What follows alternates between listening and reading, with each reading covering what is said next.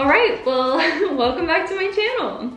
Long time no see. It feels so weird to be saying those words again, but I think this is the final resurgence that I have been talking about vaguely for the past like year or so.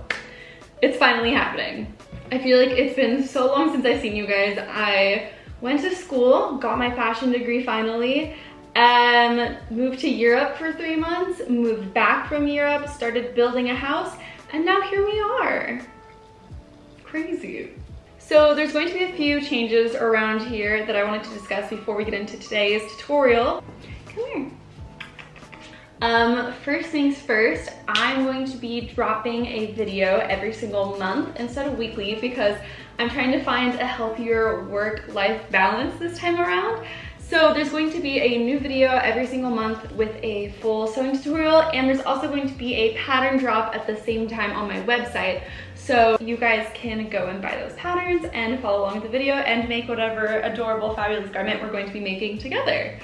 So that's the first thing.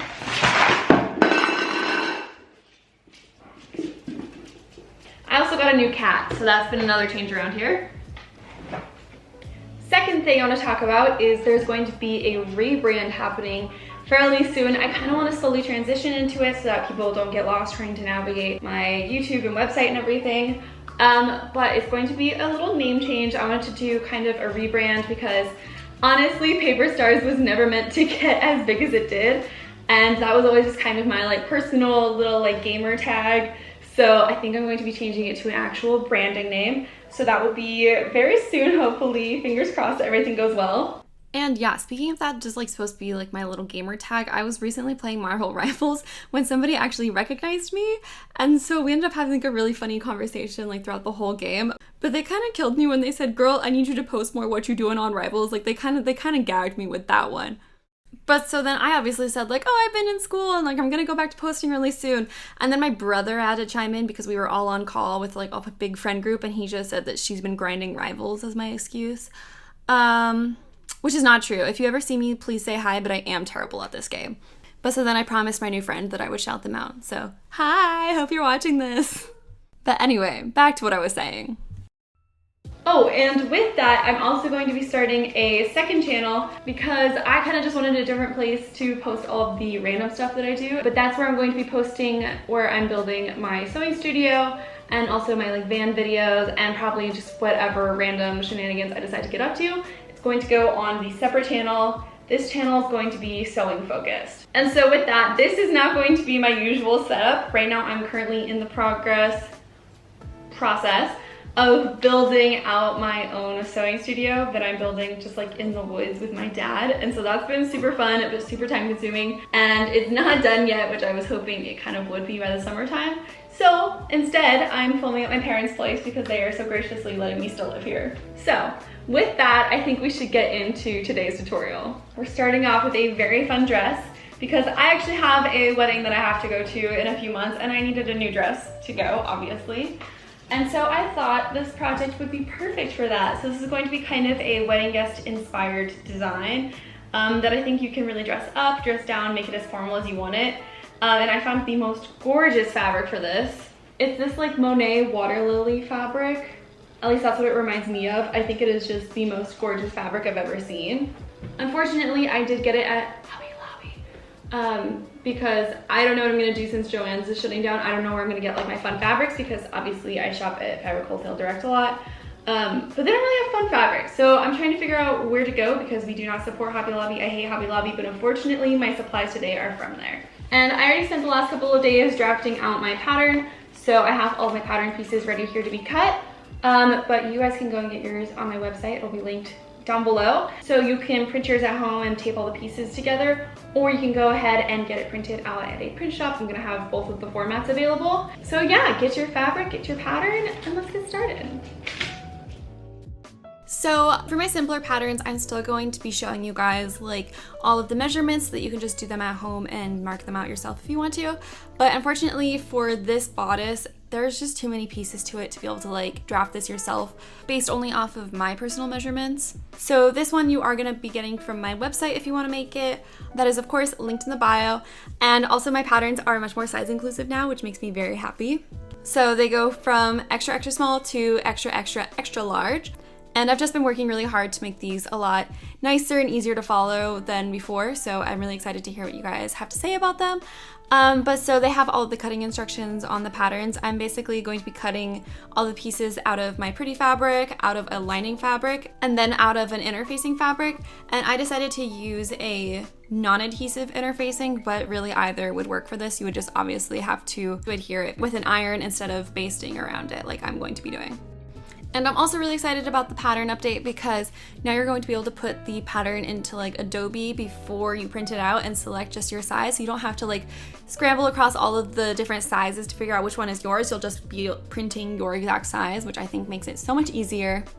But so you're going to be cutting out all of your pattern pieces, and then if you're not using an adhesive interfacing like I talked about, you're just going to be putting a layer of the interfacing underneath your lining fabric, pinning that super flat, and putting a basting stitch all around the perimeter of the piece.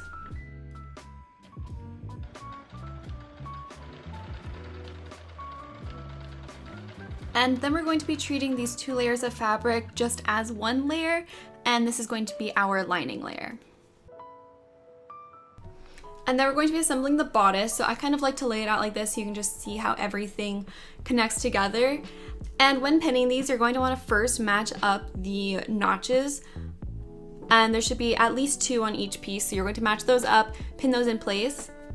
And then anything that's kind of hard to pin together, like these 2 curves, were a little bit tricky. So I'm going to add some more notches into the fabric just before the seam allowance. You don't want to cut these too deep, but this is going to allow the fabric to have some more stretch, which will make it easier to go around these curves.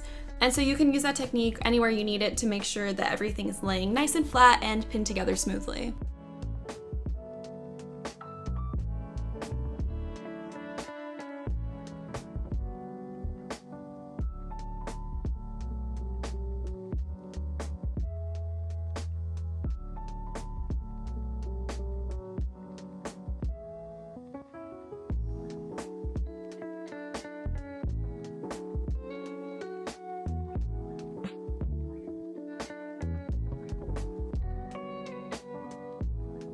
And then this is the front bodice fully pinned together. And then I'm going to do the same thing on the back pieces, but there's going to be a zipper down the center back, so we're not going to connect the 2 halves of the backs together. We're just going to be assembling them separately.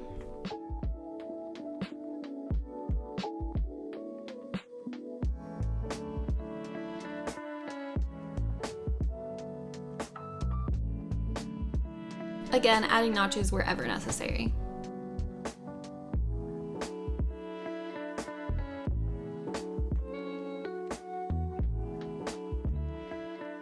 And then once you have both of those pieces pinned, we're going to take the front bodice and add one of the back bodices to either side of it so that the whole bodice is now pinned together. And we're just going to go ahead and sew across all of those seams.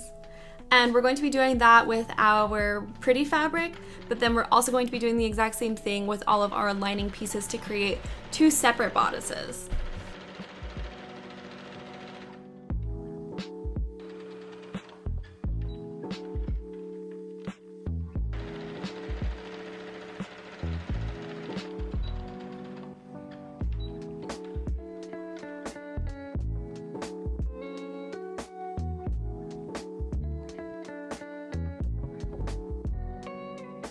And now we're going to take the bodices and put those to the side for just a minute, and we're going to start working on the strap pieces for the little back ties.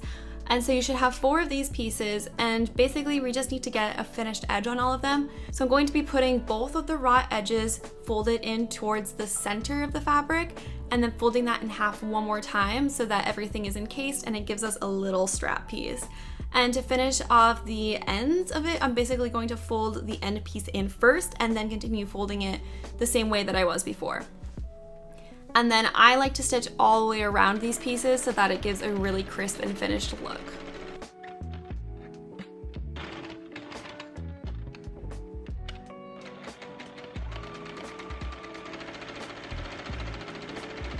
And now we're going to be taking those ties and pinning them to the pretty bodice. And we're going to be pinning the straps into the 2 peaks on the bodice back side. And the raw edge of the strap should line up to the raw edge of the pattern. And then I'm just pinning the rest of the strap down towards the middle of that piece so that it doesn't get caught in anything else when we sew them together. And then we can take the lining bodice that we sewed and we're going to put those pieces pretty side to pretty side, and we're going to pin all of their edges and match up all of their seams. And then we're going to sew all around the back, the neckline, and the armholes, leaving the shoulders open and leaving the bottom open.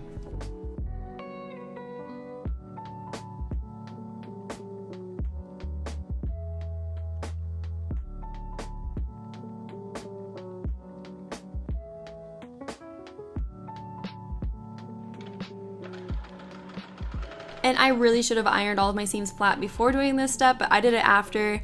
But I do personally like to turn all of my seams out flat so that everything lays as smooth as possible.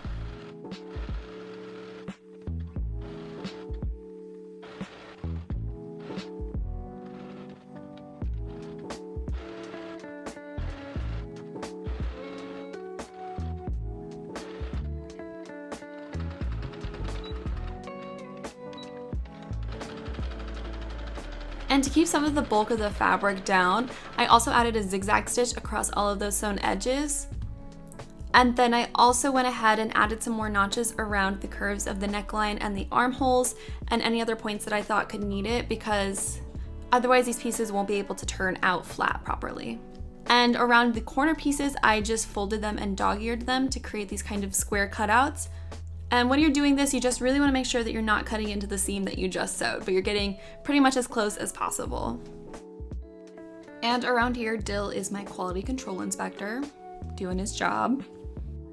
And then we can turn the bodice right side out and pull all of the straps out. And then we need to start finishing up the shoulder seam, which this part can be a little bit tricky, but basically we're going to take the front shoulder piece and turn it back inside out. And then we're going to take the corresponding back strap and push it into that same hole. And then when you turn the piece back inside out, you can see the strap is coming through it. And so I lined up their top edges and sewed them together there, making sure that the lining fabric is facing the lining and the pretty side of fabric is facing the pretty side. And then I stitched across it, zigzagged it, and again dog-eared those corners. And this will give us a finished seam on all sides. And then it was time for the first try on. She's looking so pretty. I really love how this pattern came out.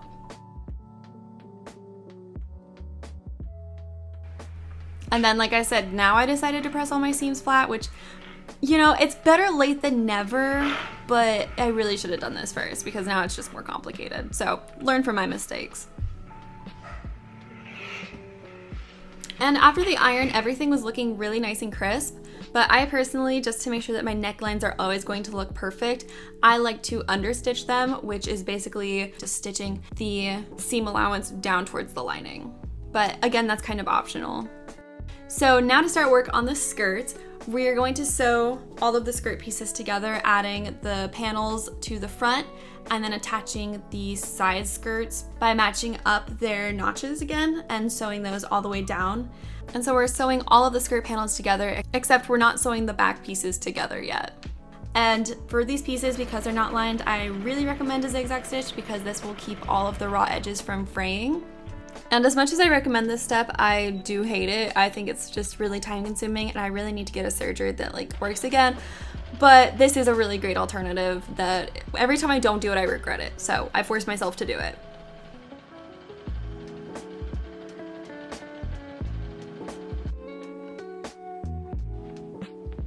And now this skirt is looking huge. It's gonna be so full and pretty. I love it so much.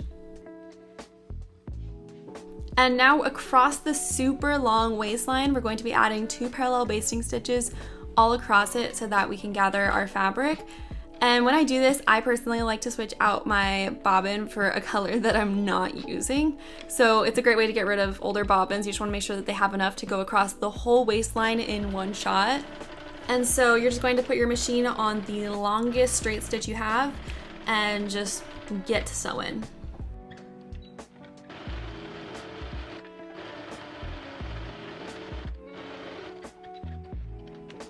And that's about the spacing that your stitches should have. And then to gather it up, you're gonna pull on 2 of the stitches on the same side of the fabric. So here I'm pulling on both of the green threads, and that's gonna gather it up. And now we're gonna take the bodice, but we're only gonna be working with the outer layer. The lining we're gonna have just like pushed away so that we don't catch it at all. And we're going to pin the skirt side seams to the side seams of the bodice, and then any of the other notches we're also going to pin together. And this is going to create these like big gaps in the skirt because obviously the skirt is way bigger. And that's what's gonna tell us how much we need to gather the skirt. And so you're just gonna gather it until it fits perfectly into these little spaces. And then you wanna space out all of your ruffles and pin everything in place.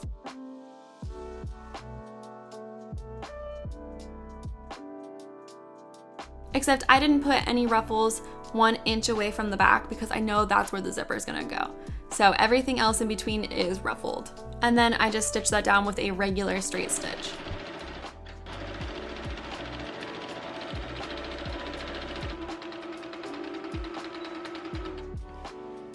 And then you wanna make sure that you didn't catch anything you didn't want to and that the spacing looks all pretty. And then you can go ahead and take out all of the basting stitches. But of course, like once it's at this step, you have to do some try-ons and some spins to get like the feel for the dress. It's so pretty. Oh yeah, and you also want to add another zigzag stitch across this, just again for all the bulk. There's a lot of zigzagging in this. And then this part kind of confuses people sometimes, but basically we want to bring the lining to the outer layer of the bodice, pretty side to pretty side, and to do that, it has to go around the skirt. So this is kind of encasing the skirt, bringing those pieces pretty side to pretty side, and then we're matching up all of their seams along the waistline and pinning and sewing them in place. And so you're basically just gonna like sandwich the skirt in between them.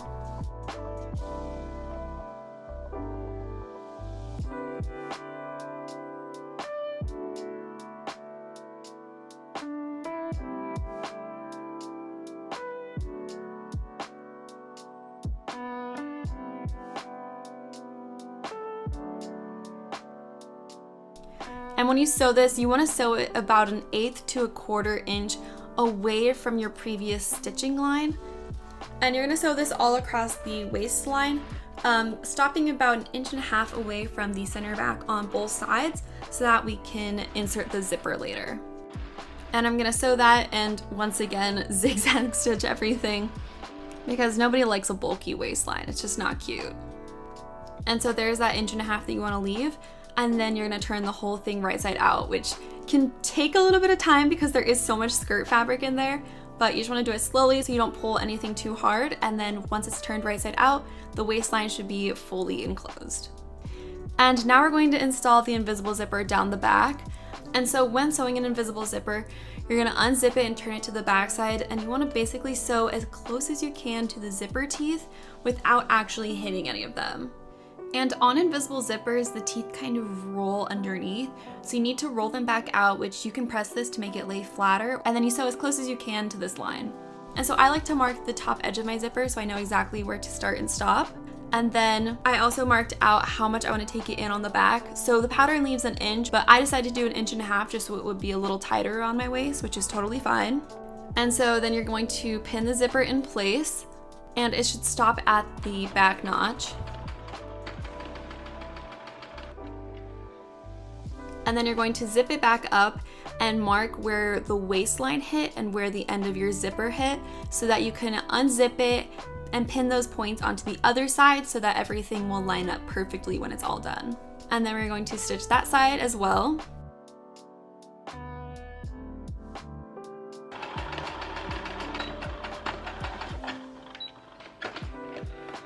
Make sure that everything lays perfectly.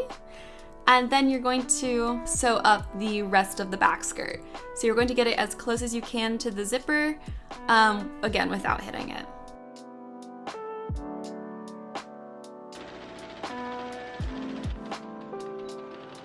And also, I am notorious for not having the correct length of the zipper, so you can always use a longer zipper than you need to, and wherever it ends, you can just add a few straight stitches across the end of it, just back and forth to kind of reinforce it, and then just cut off the remainder of the zipper. And then to finish up those edges, we're going to be folding over the lining fabric and pushing the top edge of the zipper in, pinning that in place, and then we're just going to do a quick little hand stitch across this to keep all of those edges nice and clean. And this step is also kind of optional. If you really wanted to, you could just sew the zipper to the lining when you're sewing it in the first place as well, but this will just make the zipper lay flatter and look a lot cleaner. And now really the last thing to do is to just add a double fold hem all across the bottom. And if you want to make the skirt shorter, this would be the time to just cut it whatever length you want it and then add the hem.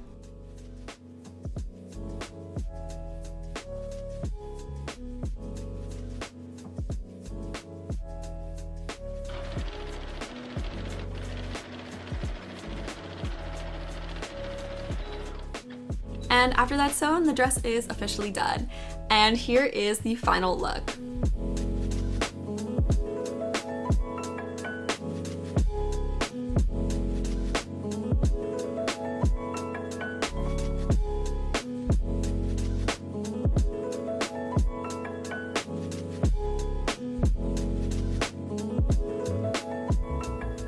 I really love how this dress turned out. I think because this fabric is kind of a heavier weight, it makes it very formal and a very stunning wedding guest dress.